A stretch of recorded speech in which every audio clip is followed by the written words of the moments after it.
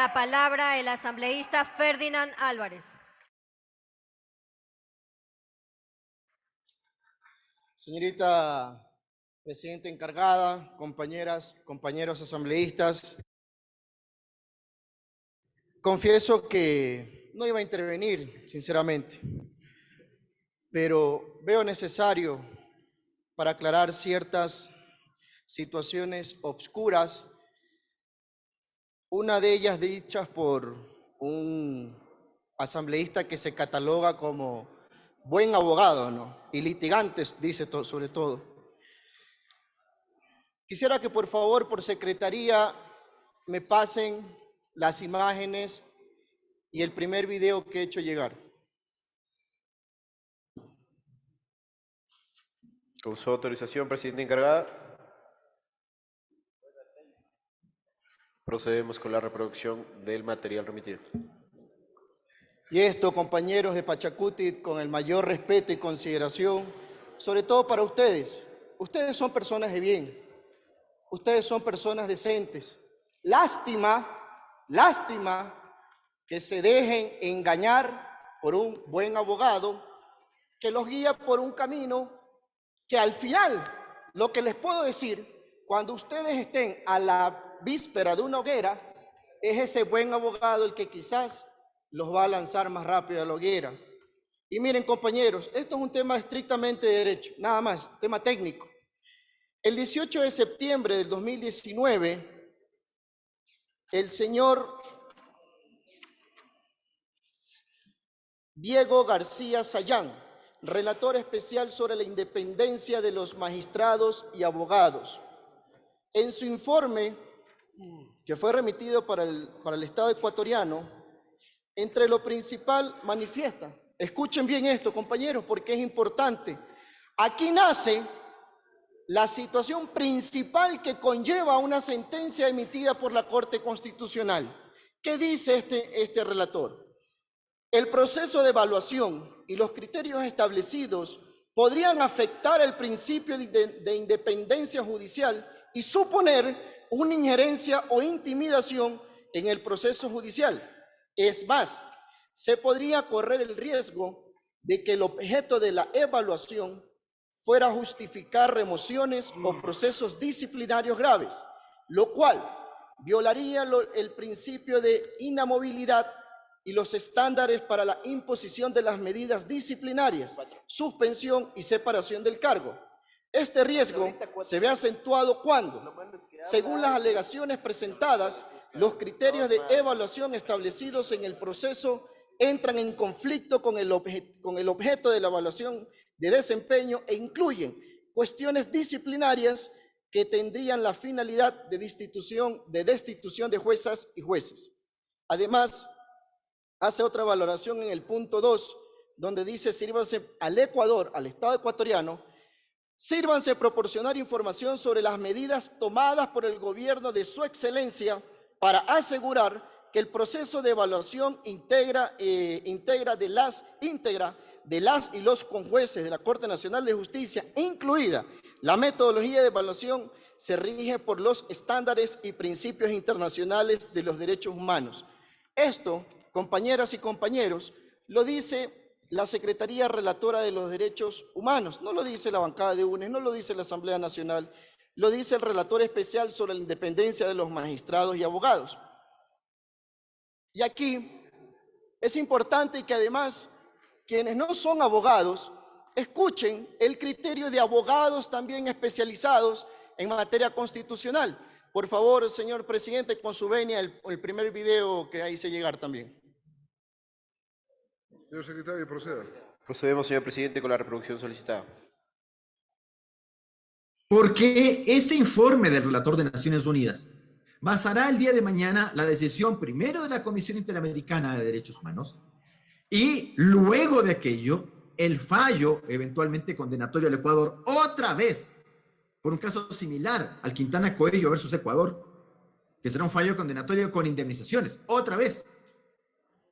Y les recuerdo que la Corte Interamericana, si decide una indemnización mayor que la que resulte de los procesos ecuatorianos, tendremos que pagar la diferencia.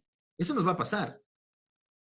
¿Tiene acaso la Asamblea Nacional del Ecuador que contestar aquello? ¿Cuál ha sido además la respuesta del encargado de la presidencia del Consejo de la Judicatura y los dos otros vocales respecto a este juicio político?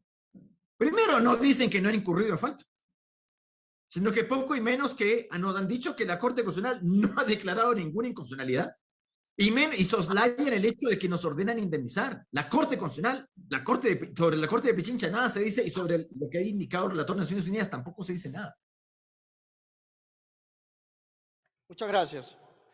Una vez más, un abogado muy conocido en el país, en la ciudad de Quito, sobre todo especializado en materia constitucional, lo decía. ¿Y por qué es importante esto, compañeras y compañeros asambleístas? No solo por el hecho político, este es el hecho jurídico, es la madre, la esencia. Y miren, y para pasar a la siguiente fase, una fase es lo que ya dijo la Secretaría, el relator para los derechos humanos en materia de independencia judicial. Ahora, señor presidente, con su venia, por favor, quisiera que me pongan en imagen una proyección que yo envié. Primero la imagen y luego el video inmediatamente. Sí, secretario.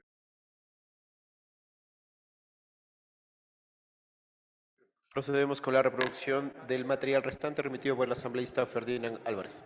Primero la imagen, por favor. Ok, ustedes podrán observar un tuit del abogado Ricardo Vanegas. Dice, presentaré 2 juicios políticos. 1, al ingeniero Carlos Riofrío, Contralor General del Estado, por haber dictado antes de tiempo caso Pandora Papers.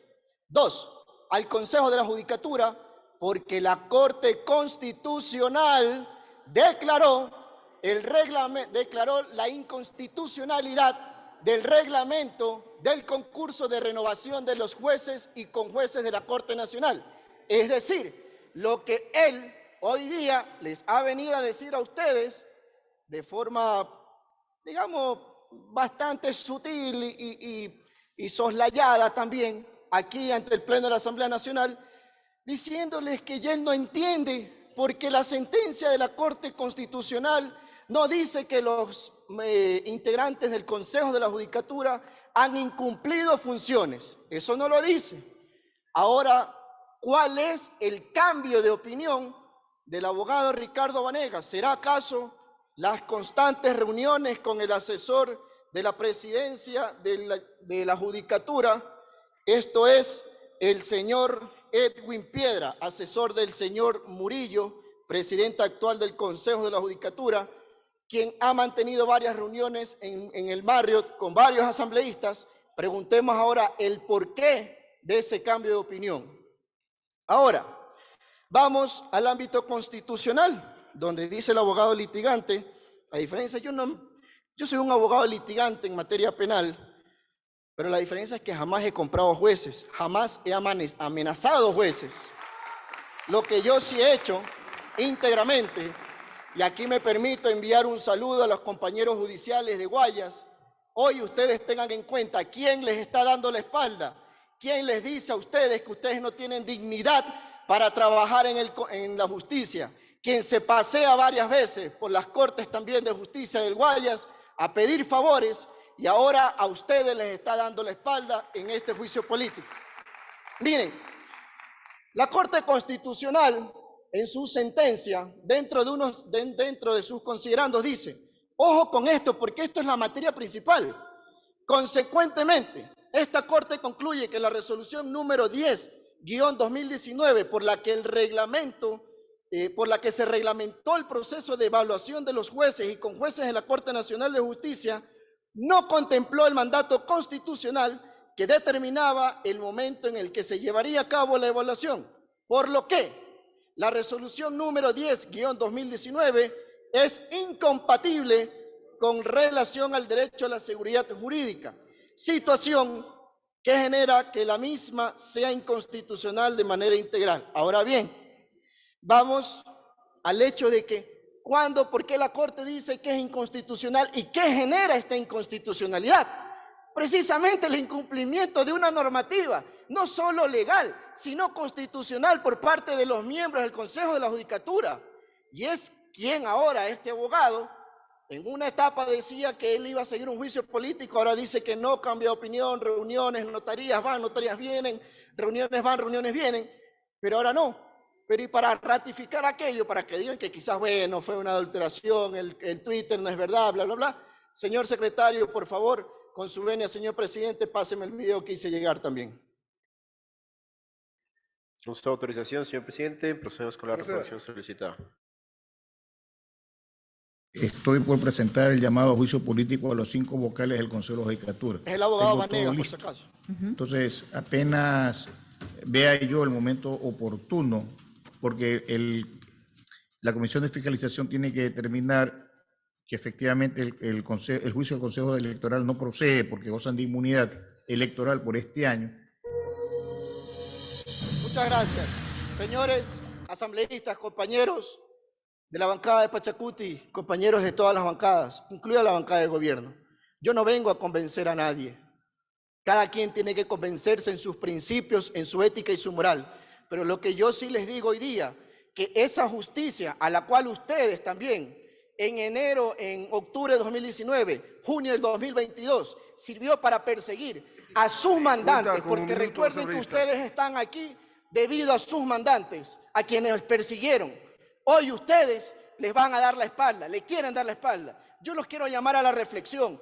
Hagan una reflexión entre ustedes, llámense a la autorreflexión. No le den la espalda a su pueblo. De los juicios, de todo el tema legal y constitucional, podemos hacer un debate, inviten a su buen abogado también, y yo con gusto hago un debate público, donde yo también puedo dar clase de Derecho. Y lo que les dejo con una reflexión, un día a mí en el primer año de Derecho, en la Universidad de Guayaquil, el doctor Argudo, que me daba ética, recuerdo, me dijo un día, cuando a ti te pongan a elegir entre la justicia y el derecho, elige la justicia. Hoy los invito a ustedes a elegir la justicia en lugar de vanidades, no de ustedes, pero sí ciertas personas que están atrás de ustedes. Muchas gracias.